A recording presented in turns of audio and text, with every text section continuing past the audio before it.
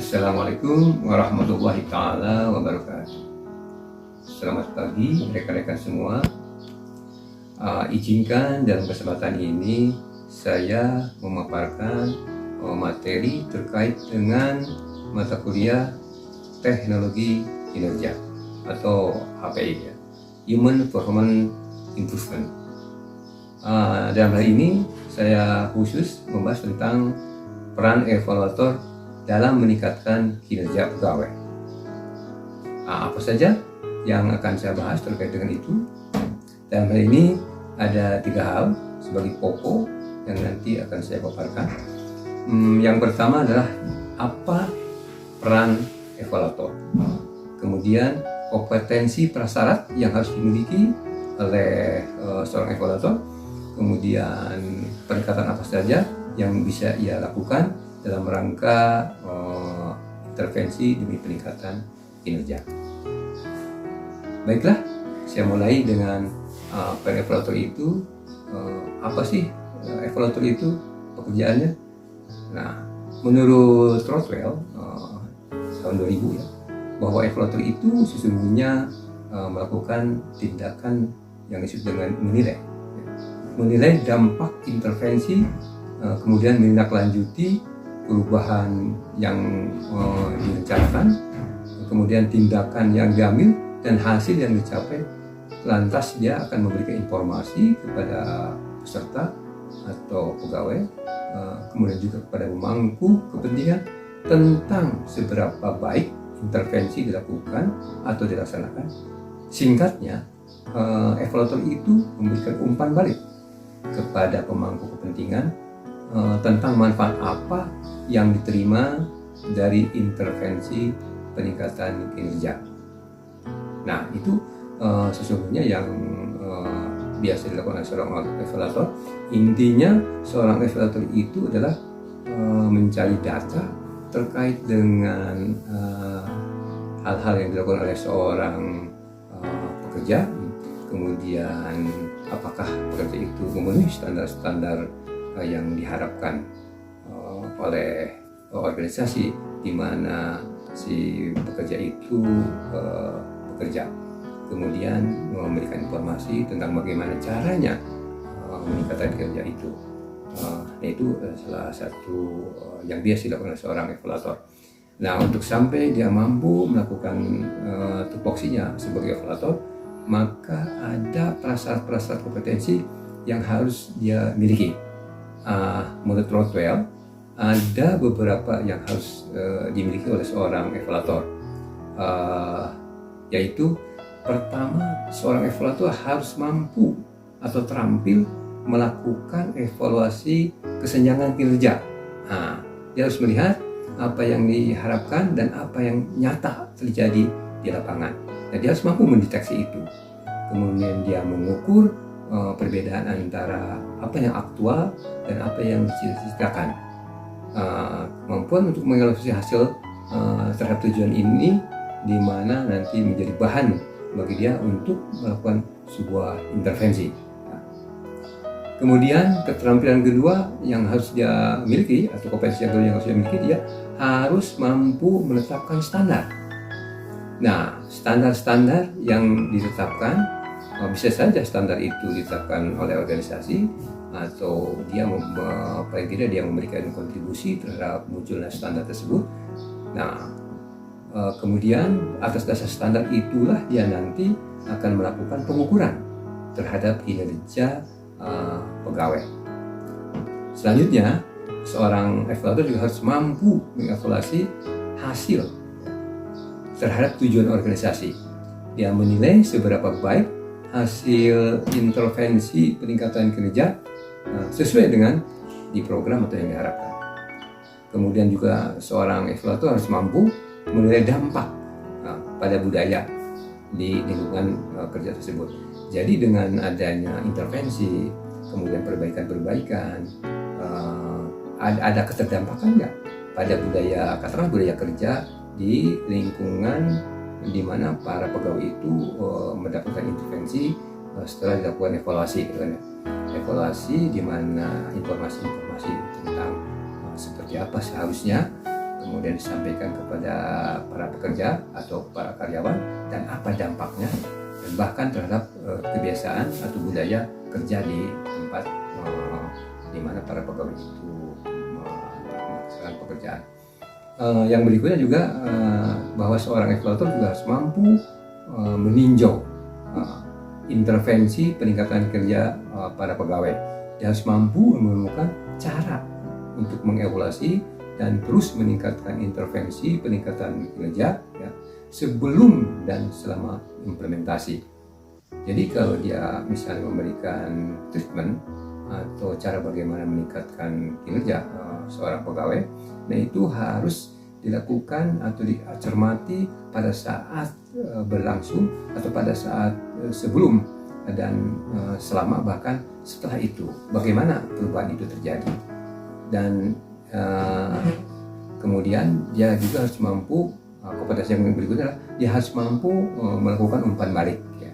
Umpan balik dalam ini mengumpulkan informasi tentang kinerja dan memberikannya kembali dengan jelas, spesifik, dan tepat waktu kepada individu atau kelompok yang terkena dampak. Jadi si evaluator ini setelah dia menganalisis, kemudian melakukan intervensi, kemudian dia harus mampu memberikan feedback kepada para karyawan atau peserta, katakanlah dalam ini mungkin pelatihan atau apa gitu kan. Nah itu hasil-hasil temuan-temuan itu harus disampaikan kepada para pekerja atau para karyawan supaya mereka itu melakukan perubahan atau perbaikan. Jadi kalau misalnya ternyata bagus, feedbacknya itu ya katakan ribet. Kalau misalnya ternyata kinerjanya stagnan atau bahkan menurun, maka salah satu feedbacknya itu ya pembinaan, pembimbingan, dan bahkan di tingkat yang lebih ini lagi mungkin ya punishment ya, seperti itu kira-kira. Selanjutnya dalam ini saya akan mencoba menguraikan tentang apa sih manfaat dari masing-masing kompetensi yang harus dimiliki oleh seorang evaluator ya. Kita kembali ke yang pertama itu tadi mampu mengevaluasi kesenjangan kinerja kan. Evaluasi kesenjangan kinerja seorang pekerja atau pegawai. Di sini seorang pekerja atau anggota departemen, divisi atau kelompok kerja harus mampu menetapkan ukuran kinerja sebelum dan sesudah intervensi peningkatan kinerja. Nah itu dia harus mampu melihat kesenjangan itu, kemudian memperkirakan manfaat finansial yang diharapkan dari intervensi peningkatan kinerja sebelum intervensi diluncurkan. Nah itu. Sekarang manfaat dari kemampuan mengevaluasi hasil terhadap tujuan organisasi atau evaluasi ya, atau seorang evaluator itu pada akhirnya dia dengan kemampuan itu dia pertama dapat memperjelas, membuat keputusan utama organisasi bagaimana intervensi peningkatan kinerja itu dapat diukur terhadap tujuan bisnis, kalau itu terkait dengan organisasi terkait dengan komersil, atau kalau itu terkait dengan organisasi nirlaba atau komersil, sejauh mana lembaga itu di mana para karyawannya bekerja, mereka memberikan layanan yang sangat memuaskan. Kemudian dengan kemampuan mengevaluasi hasil terhadap tujuan organisasi itu, evaluator itu mampu melacak seberapa baik intervensi peningkatan kerja mencapai hasil.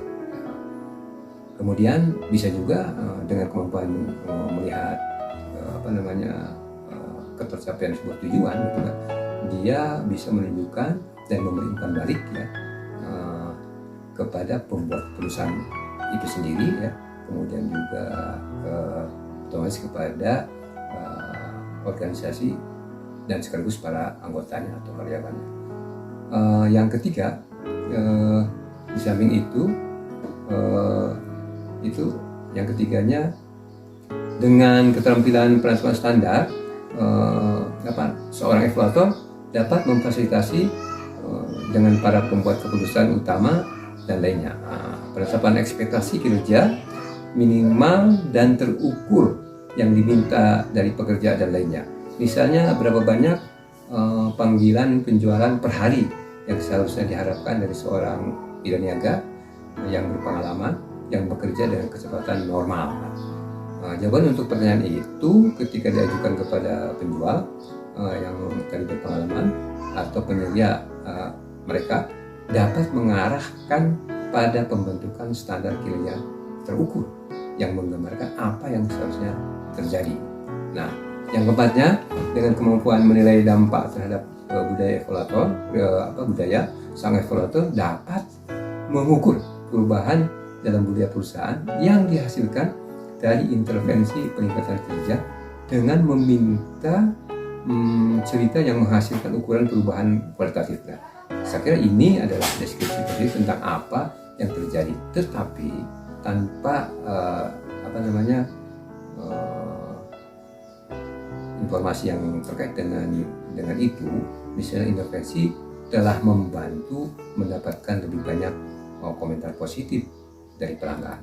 Nah, yang kelima, dengan keterampilan meninjau intervensi peningkatan kinerja manusia atau kinerja sang pegawai atau karyawan, sang evaluator dapat menemukan cara untuk mempublikasikan hasil intervensi peningkatan kinerja selama dan setelah intervensi, sehingga peserta dan pemangku kepentingan dalam intervensi dapat terus meninjau hasil yang dicapai dari intervensi tersebut. Dan yang terakhir, dengan keterampilan umpan balik. Nah, di sini ya, umpan balik itu menjadi penting dalam rangka menemukan cara untuk memberikan respon atau umpan balik tentang biaya dan manfaat intervensi peningkatan kerja kepada peserta dan pemangku kepentingan dalam intervensi tersebut. Nah, itu yang disampaikan ya, terkait dengan manfaat apa sih yang bisa diperoleh dari kompetensi atau persyarat yang harus dimiliki oleh seorang evaluator. Nah, sekarang pendekatan apa? Nah, itu persyaratan. Pertanyaan kedua yang berikutnya adalah pendekatan apa yang bisa dilakukan oleh seorang evaluator dalam rangka melakukan intervensi demi terjadinya peningkatan kinerja. Nah, dalam hal ini pendekatan kita menggunakan pendekatan yang dilakukan oleh Donald Kilpatrick ya, yang dia munculkan tahun 60-an ya. Ini sudah lama ya, tetapi sampai hari ini masih relevan ya.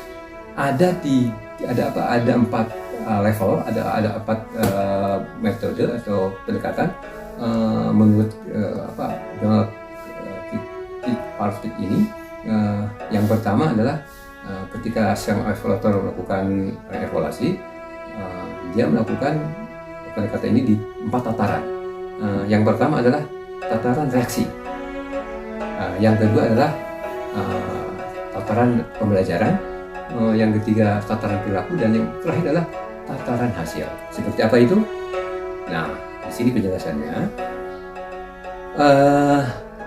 Kalau evaluasi terkait intervensi peningkatan kerja pada tingkat reaksi, pendekatan reaksi ya, di sini biasanya diukur seberapa banyak peserta dan pemangku kepentingan yang terlibat dengan intervensi peningkatan kinerja menyukai, kata kunci menyukai intervensi tersebut dan merasakan bahwa intervensi tersebut menambah nilai dan penyelesaian masalah kinerja atau berkontribusi untuk mewujudkan peluang peningkatan kerja. Pertanyaan kuncinya diajukan oleh evaluator yang meneliti intervensi peningkatan kerja pada tingkat reaksi. Dalam konteks ini biasanya reaksi mengacu pada bagaimana orang bereaksi terhadap intervensi peningkatan kerja. Nah, biasanya terkait dengan tadi kesukaan, keyakinan, respon terhadap keyakinan bahwa intervensi itu akan berhasil. Ya. Sekarang bagaimana tingkat reaksi diukur? Kalau tadi apanya, sekarang tingkat bagaimana diukurnya? Nah sekarang biasanya pelatihan dan cara pembelajaran terstruktur ya paling sering diukur pada tingkat reaksi. Setelah menyelesaikan pengalaman pelatihan di luar pekerjaan misalnya, peserta diminta untuk menilai instruktur dan kursus melalui kuesioner atau survei tertulis. Kuesioner semacam itu kadang-kadang disebut juga lembar sikap ya. Menilai perasaan, isinya itu menilai perasaan atau sikap seperti tentang seberapa baik pelatihan dilakukan ya. Kemudian masalah umum yang diukur biasanya dapat mencakup seberapa baik pelatihan dilaksanakan. Biasanya di situ mengklarifikasi hasil apa yang dicapai, kemudian apakah disampaikan dengan tepat atau efektif oleh instruktur gitu kan ya. Kemudian apakah penggunaan waktu itu dilakukan secara efektif, tidak molor. Kemudian apakah instruktur itu mampu memanfaatkan alat bantu misalnya audiovisual secara selektif dan efektif ya. Kemudian pada akhirnya pelatihan itu apakah mencapai hasil yang diinginkan oleh peserta tentunya ya. Kemudian mungkin juga sih peserta itu diminta untuk menilai sendiri, bisa menilai oleh survei, oleh pertanyaan-pertanyaan dari surveyor atau angket. Si peserta bisa juga sih melakukan penilaian sendiri ya, mencapai tujuan program mereka sendiri dan mengidentifikasi hambatan transfer keterampilan yang mungkin ada di tempat kerja mereka, kelemahannya itu apa, dan saran-saran apa yang nantinya bisa jadi menjadi saran perbaikan terhadap keberlangsungan atau adanya intervensi dari pelatihan atau apa seperti itu. Kemudian selanjutnya langkah-langkah dalam pengukuran tingkat reaksi. Ini langkah-langkahnya. Kalau tadi bagaimana mengukurnya, sekarang langkah-langkahnya. Ya, langkah-langkah dalam rangka pengukuran di tingkat reaksi itu yang pertama, perjelas persepsi apa yang paling berguna untuk diketahui oleh peserta. Yang kedua, mempersiapkan kuesioner secara tertulis dan memperlihatkannya kepada peserta pemangku kepentingan utama dan pembuat keputusan untuk menilai seberapa baik mereka yakin kuesioner tersebut menginformasikan kebergunaan. Yang ketiga, finalisasi kuesioner peserta dan mendapatkan persetujuan dari pemangku kepentingan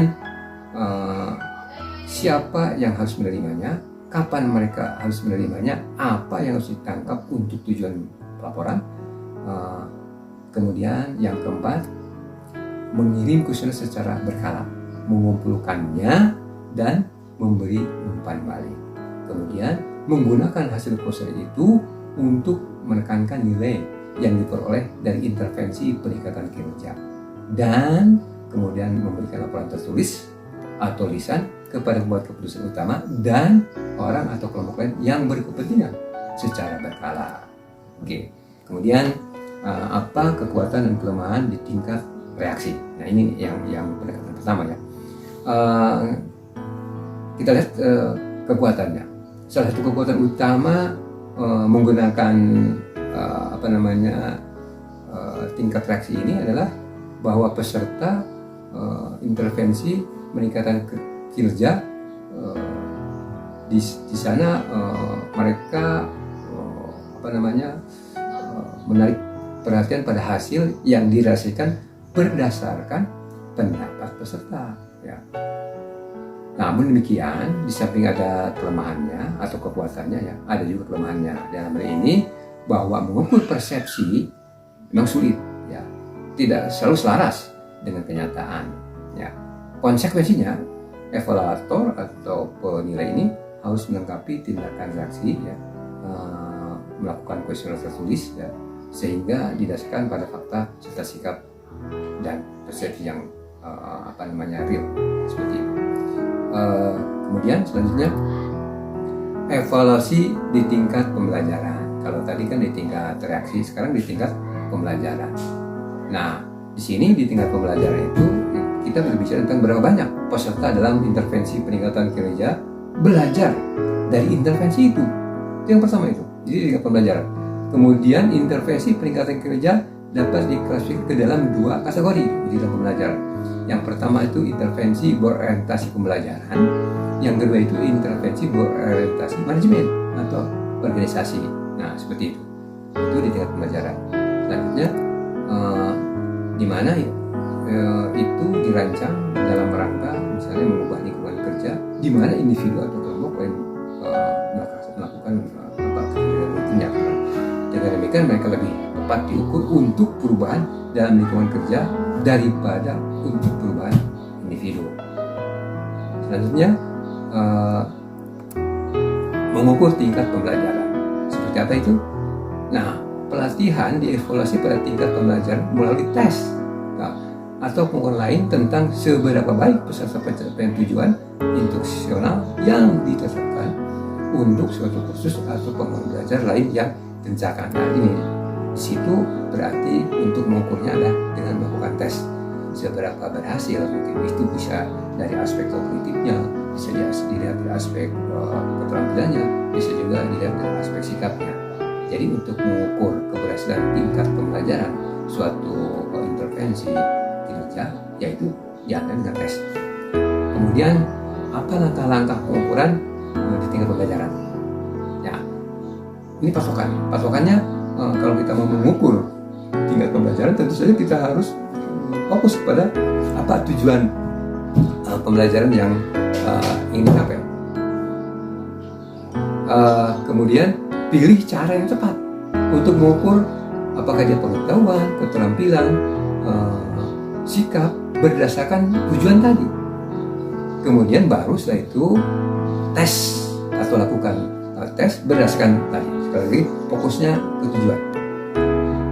Langkah berikutnya yang keempat, uji tes dengan memberikannya kepada orang-orang yang menghadiri kursus ya atau pelatihan atau percontohan pelatihan.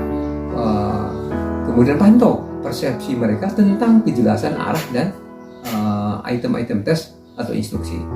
Yang kelima, nilai tes secara berkala dengan melacak skor pada item tes individual atau skor tes keseluruhan.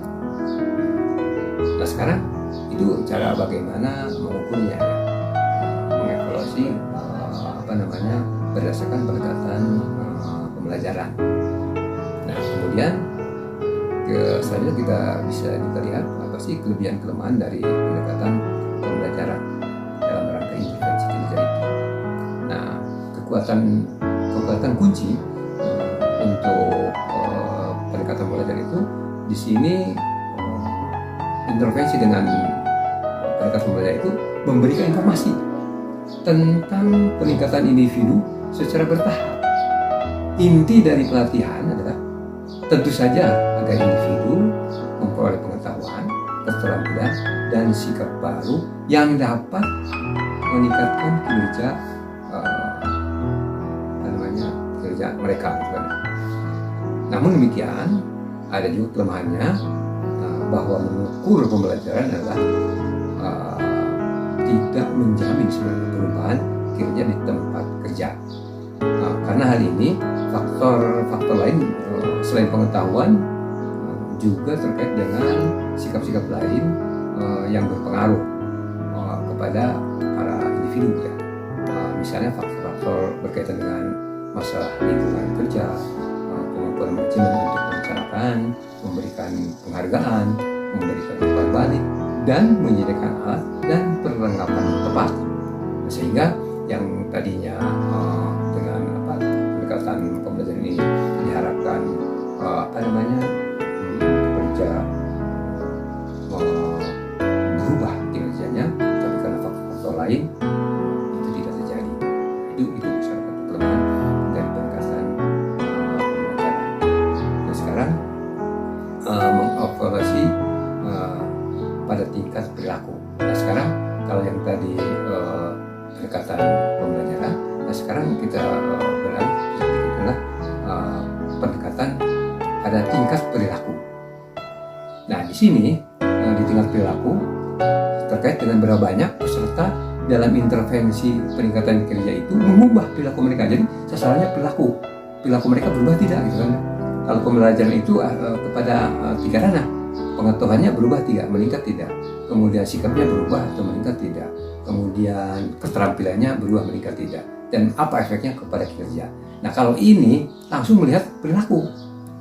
Jadi dengan pendekatan perilaku maka bisa langsung perilaku macam apa nanti dengan intervensi itu para pekerja melakukan perubahan terkait dengan kinerjanya ya. Seperti itu.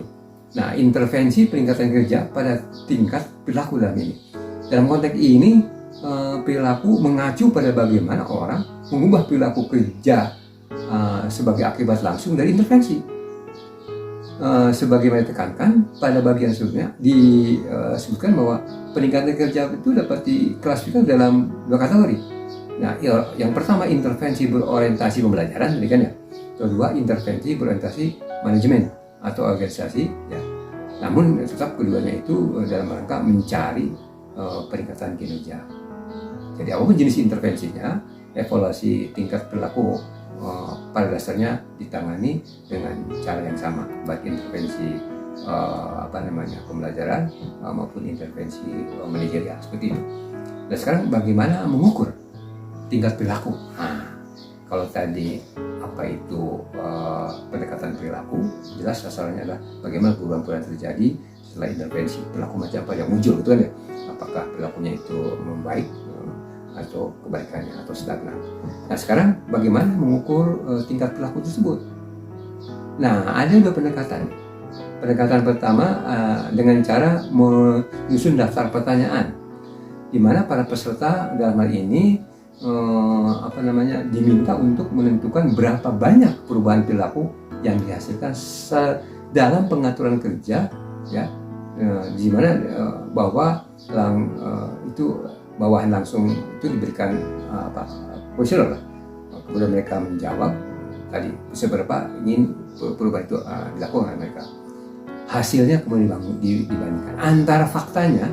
Kalau tadi kan hanya memberikan daftar pertanyaan, di situ berapa keinginan atau perilaku yang ingin dirubah atau dilakukan, dan setelah itu dilihat faktanya seperti apa. Yang kedua, pendekatan pengamatan langsung, pengamatan terstruktur. Jadi perilaku itu bisa diukur dengan kuesioner, dengan pertanyaan, ya kan ya, dengan memunculkan daftar pertanyaan, apa yang mereka tuliskan dan apa faktanya. Nah itu dibandingkan. Yang kedua, mengamati langsung. Jadi di sini seorang evaluator bisa langsung mengamati seperti apa perilaku mereka, gitu kan ya. Nah, itu tentu dengan standar-standar yang sudah disiapkan, dengan instrumen-instrumen yang sudah disiapkan, karena dia pengamatan, jadi instrumen pengamatan terkait dengan perilaku yang diharapkan terjadi perubahan pada para pegawai atau pekerja. Berikutnya, di sini langkah-langkah pengukuran di tingkat perilaku. Yang pertama, gunakan tujuan. Yang kedua, minta pembuat keputusan untuk mengidentifikasi dan kemudian meninjau daftar perilaku tadi kan ya.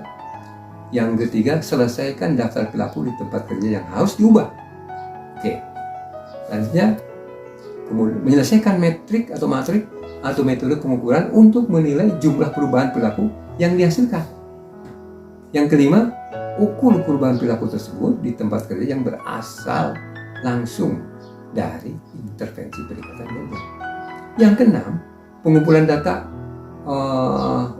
umpan balik secara berkala tentang perubahan perilaku kepada pengambil keputusan, peserta, dan pemangku kepentingan lainnya dalam intervensi peningkatan kinerja sehingga mereka menerima umpan balik atas hasil intervensi tersebut. Dan yang terakhir, ambil tindakan korektif seperlunya bila perubahan perilaku tidak terjadi seperti yang diharapkan atau diinginkan di lokasi kerja. Itu ya. Nah, kita biasanya lihat bagaimana dibandingkan dengan yang pendekatan sebelumnya. Di situ pendekatan reaksi, pendekatan pembelajaran, kemudian yang sekarang pendekatan perilaku. Nah, apa kekuatan dan kelebihan dari di tingkat perilaku ini, pengukuran di tingkat perilaku atau pendekatan perilaku. Salah satu kekuatan utama tentu saja adalah dengan pendekatan perilaku itu langsung memberikan informasi tentang apa yang terjadi di tempat kerja, ya kan ya? Tadi kan dengan kuesioner, dengan pengamatan langsung informasi itu bisa didapatkan. Nah, namun ada kelemahannya. Kelemahan utamanya adalah adanya anggapan bahwa intervensi peningkatan kinerja secara otomatis menyebabkan perubahan perilaku. Tidak tiba-tiba sebenarnya. Itu tentu saja tidak benar. Lingkungan kerja juga harus diperiksa untuk faktor-faktor yang menghambat perubahan perilaku. Faktor yang tidak mendukung, kurangnya penghargaan, atau lingkungan kerja fisik yang tidak mengizinkan perilaku baru yang diinginkan. Selanjutnya, bagaimana kita mengevaluasi intervensi peningkatan kerja ini di tingkat hasil sekarang. Yang terakhir, kita akan melihat pendekatan di tingkat hasil. Nah, di tingkat hasil ini ada 2 pertanyaan kunci untuk dipertimbangkan. Yang pertama, apakah intervensi itu mencapai tujuan yang ingin dicapai? Kalau jawabannya ya, berhasil. Yang kedua, berapa banyak yang diperoleh organisasi secara finansial? Jika menguntungkan, maka berhasil. Kira-kira mungkin ya, karena yang patokannya hasil. Jadi hasil dalam bentuk perubahan kinerja, yang kedua hasil dalam bentuk finansial. Nah, seperti itu. Selanjutnya, bagaimana tingkat hasil itu diukur dalam intervensi peningkatan kerja? Nah, di sini ya, kita bisa mengajukan pertanyaan ya, kalau itu bisa dengan hasil. Yang pertama, apakah masalah yang terpecahkan? Jika jawabannya ya, iya berarti berhasil. Ya. Selanjutnya, berapa banyak yang diperoleh organisasi secara finansial? Maka jika dia menambah keuntungan, kalau itu bergerak di bidang lembaga komersil, maka dia berhasil. Tetapi kalau dia bergerak di bidang kelembagaan yang non komersil atau sifatnya layanan, jika jawabannya itu misalnya memberikan kepuasan kepada pelanggan, pelayanan itu sangat baik, maka itu berhasil. Untuk menjawab ini, seorang evaluator dapat mendokumentasikan hasil keuangan.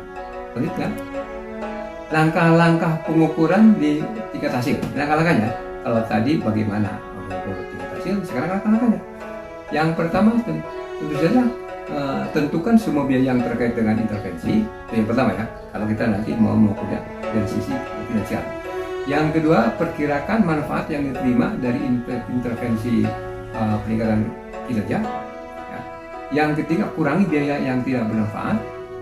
Yang keempat, umpan balik informasi tentang biaya dan manfaat harus dilihat itu kan. Seperti itu. Kemudian kekuatan dan kelemahan di tingkat hasil apa saja.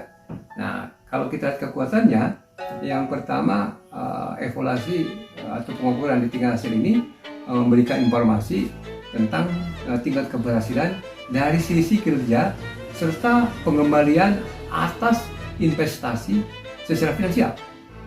Itu ya, yang pertama ya, kalau dilihat dari sisi kekuatan. Sekarang lihat dari sisi kelemahannya ya, bahwa pendekatan ini cenderung terbagi dalam 2 kategori. Yang pertama, mengukur hasil berbasis kasus. Beberapa kasus bisa memakan waktu yang lama dan lebih lama. Nah, kemudian upaya dikhususkan untuk mengukur hasil yang cenderung menghilangkan peluang lain untuk perbaikan. Nah, itu saya kira 2 hal, yang pertama kekuatan dan yang lainnya sebagai kelemahan. Selanjutnya, setelah semua langkah itu dilakukan dan ujungnya seorang evaluator itu tentu saja harus menyelesaikan strategi peningkatan kinerja saat hasil sesuai dengan tujuan. Yang kemudian setelah dia mengevaluasi terhadap sasaran kinerja, kemudian dia memberikan laporan kepada semua pemangku kepentingan, kemudian semua peserta dalam strategi peningkatan kinerja, dan ujungnya itu dia harus melakukan rencana tindak lanjut demi perbaikan itu selalu terjadi. Jadi perbaikan itu bersifat proses yang berketerusan. Jadi peningkatan itu tidaklah hasil akhir. Peningkatan itu selalu dalam proses perbaikan dan terus proses perbaikan.